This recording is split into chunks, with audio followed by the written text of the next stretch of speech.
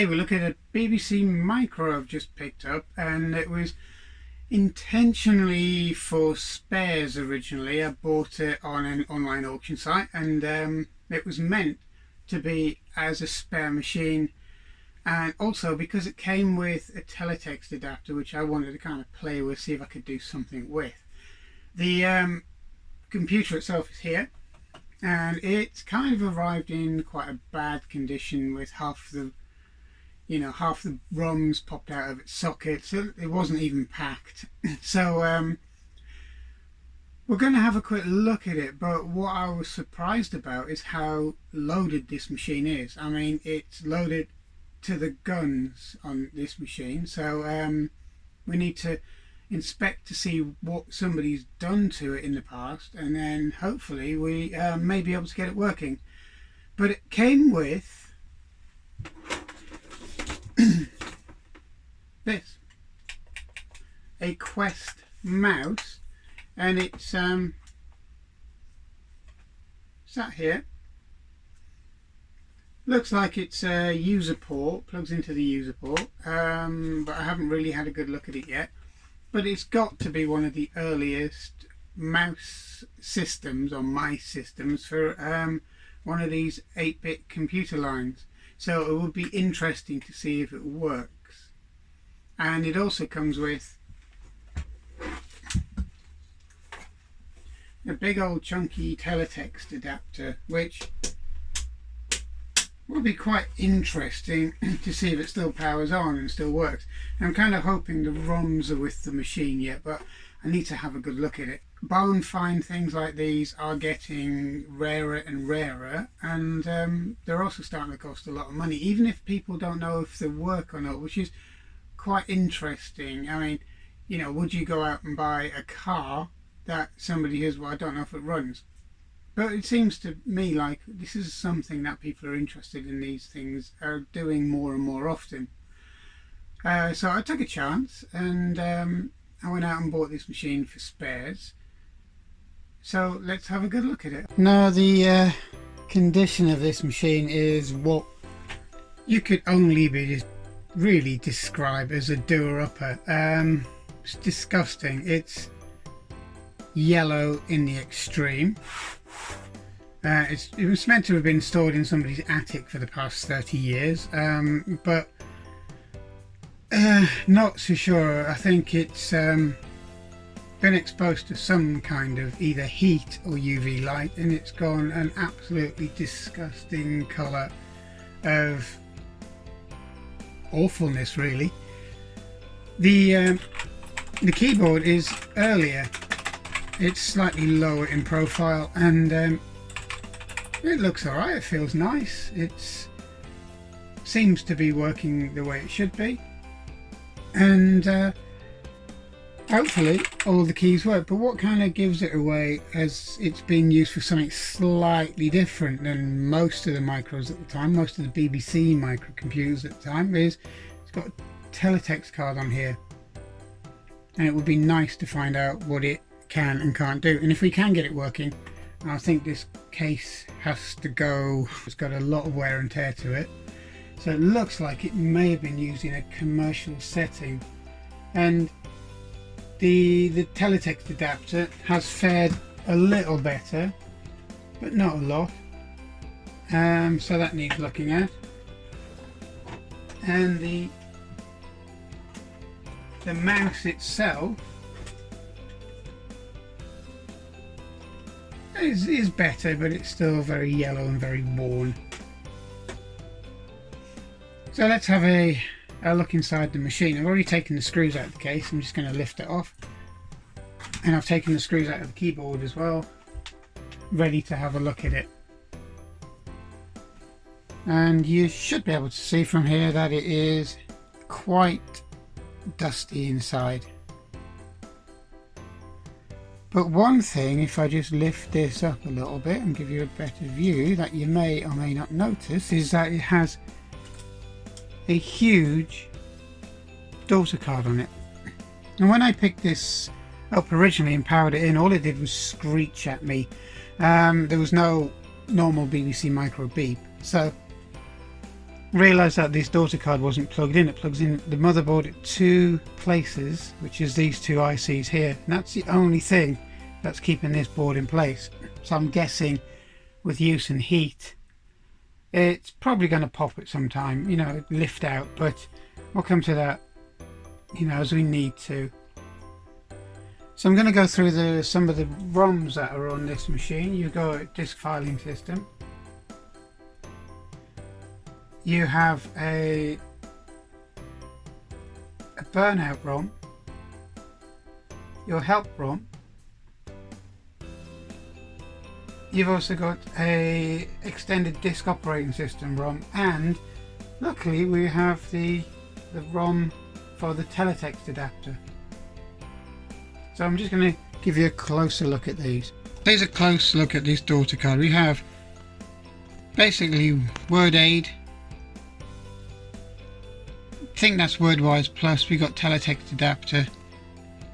This one, AMX ROM, I'm not so sure about. I'll have to do some research on that one. And then disk filing system. And you've got Warp Edit, which looks like a Watford Electronics. Dump out again, Watford Electronics. Disk Doctor, Help. That one, not a clue about. And it looks like we have some extra memory, which is probably sideways RAM, and that looks like it's probably seen better days. I'm going to have to get a new one of those and replace it. Doesn't look like it's actually leaked anywhere, but it doesn't look too nice. Let's have a quick. No. And as I say, it's a 12 ROM board, Watford Electronics. It's actually got 2 switches on the back, and these 2 switches are wired into this single ribbon cable to 2 jumpers. Now I need to find out really what they are all about as well and have a good look at it, but it's in a bit of a dusty old crusty state. So yeah, it's highly modified, this machine, and I just need to kind of find out what these 2 jumpers are for on here. So we need to have a good look at it and then try and get to the bottom of this. But because I just moved the keyboard back, of the way this ROM board works, we also have 4 separate ROM sockets there. Now, not so sure if those ROM sockets are active now, because 12 ROM sockets on a BBC Micro is kind of excessive, but we'll have a look and we'll have a see. Okay, so I've had a good look under the power supply. There's nothing blown. It seems in good condition, which is surprising. So I'm going to power the machine on. And surprisingly, it comes up and it works, but it asks for a language, which is a bit odd. So as you can probably see now, after having a little fiddle with the board, it looks like the contacts were a little bit dirty on this one here. So I've cleaned that, and we've got the usual Acorn DFS. So if I do start help, and forgot which machine I was on there, we have Teletext, WordWise, Watford Electronics Word Aid, Watford Electronics Wrapping Editor, Dump Out for Printers, Disk Doctor, Toolkit. Okay, so it seems to be quite decently loaded. So if I do no 3, okay, and we'll get a bit more on the screen. Okay, so yeah, we've got quite a lot on here. So if I go to WordWise, we've got WordWise instantly. So it seems to, the ROM so far seems to work. So if I now go back to Acorn boot up screen, might have to do a reset because it's looking for something. So we'll do that again. We go back. There we go.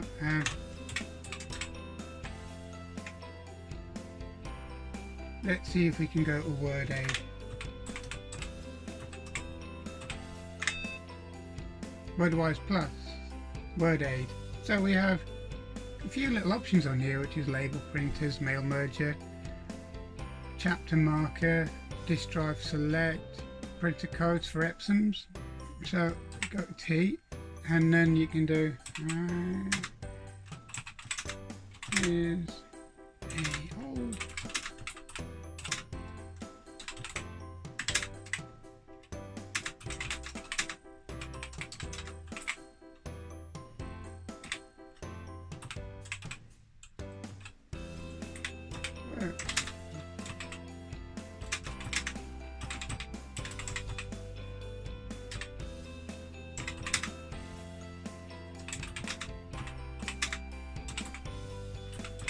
Okay, the keys are a little sticky, but hasn't been used for a while.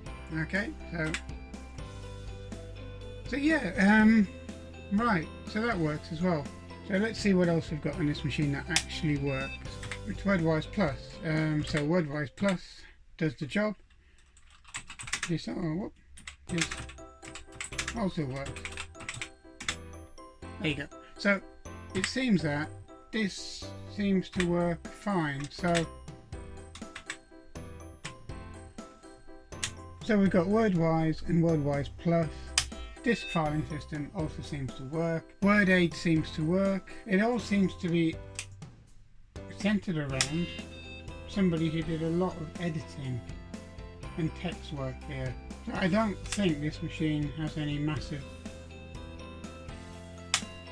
problems. The biggest problem it's got is its condition. So these two switches on the back is something I'm not too sure about at the moment, because they seem to be jumping across, and I believe it's probably from memory, which I think it's accessing paging or sideways memory on this machine. So if we do debug back to the help screen, we can have a look at such as, yeah, this is all for the teletext stuff. Right, so at the end of the day, the ROM seems to work. I need to do a little bit more looking into some of these ROMs, because they seem to be a little temperamental on your warp edit. So if okay, so right, warp edit, you can actually edit everything on this machine. You can edit everything on these ROMs, which is cool. Okay, so this machine's actually fully loaded. So what I'm going to do is put the case on the machine and have a look underneath, and let's have a quick check out of this mouse. Okay, because the mouse looks like it's a user port mouse, so we're going to have a try of it and then see if it works with any of the hardware going forward. So it's a user port mouse.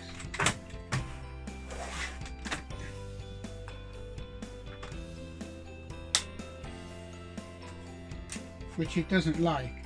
Okay, it also seems that it's not the mouse.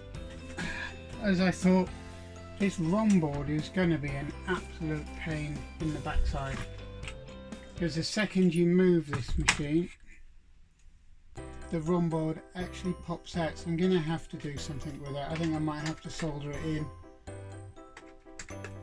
rather than have it just as a push fit. Okay, let's try it now.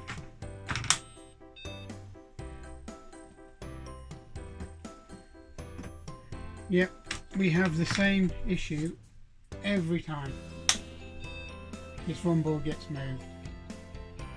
There we go.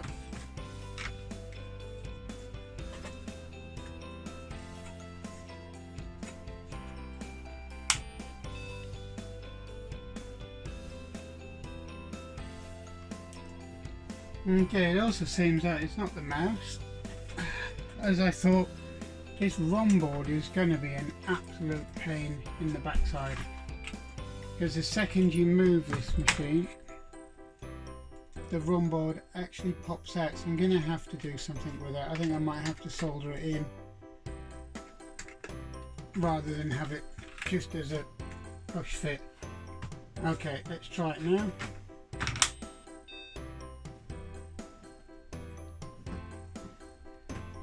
Yep, we have the same issue every time this ROM board gets moved.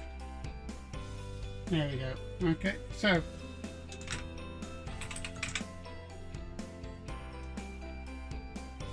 let's try it again.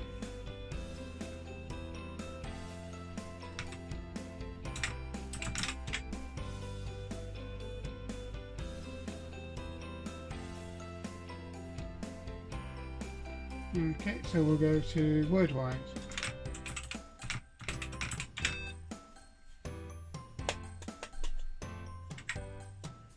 So the mouse itself isn't causing any problems with the ROM, so I need to find some software for that to be used on. Okay, I'll just write a little routine so we can have a little GUI on the BBC Micro. So we know most of the issues on this machine come from that huge ROM board, which is about as unstable as you can get. So I need to sort something out with that. I think I might solder it directly onto the board. There is enough room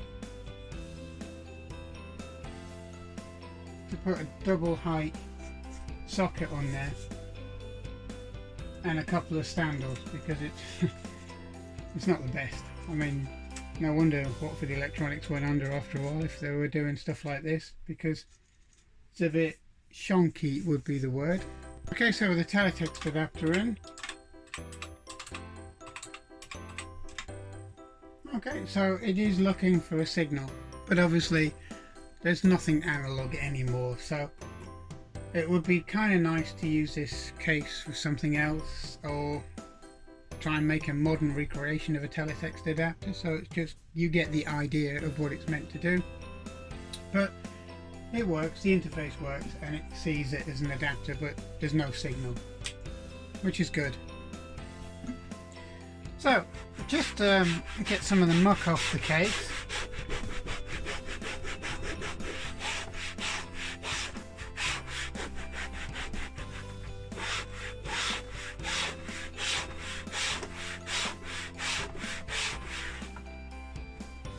And it's kind of coming up, so you can see as much of the dirt has lifted just within a couple of minutes with just a lightly damp sponge.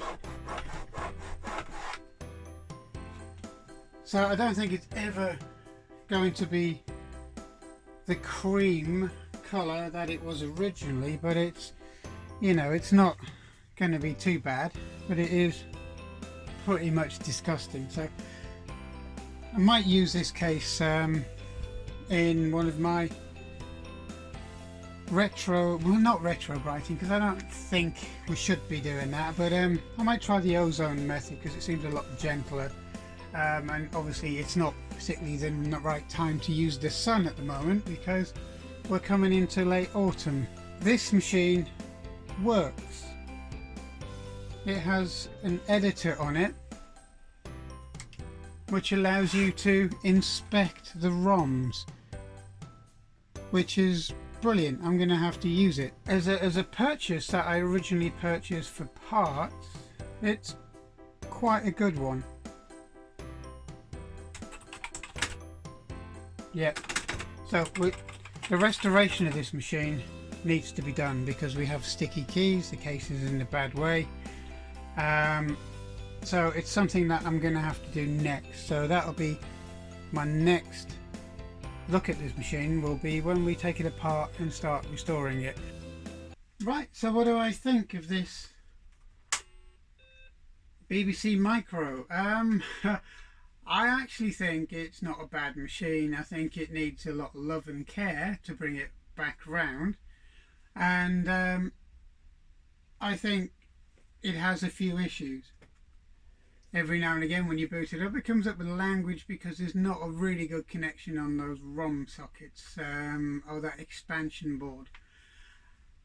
Do I need everything that's on that board? Probably not. I don't think I need the editor to edit the ROMs. I don't need that. I don't think I need two versions of word processing software ROMs that are in it. I don't need that technically. The teletext adapter, don't really need that because it's pretty much useless today because we don't have any analog signal. The mouse would be a good idea if I can write something to make it work, so that's probably going to have to, be something for a little bit later on. The case itself, it will clean up, but it won't ever be the right colour. But does it really need to be, as long as it's clean and tidy and it works? Okay, so I can get it quite close, but I'll never get it to the exact colour. But keyboard needs a good clean.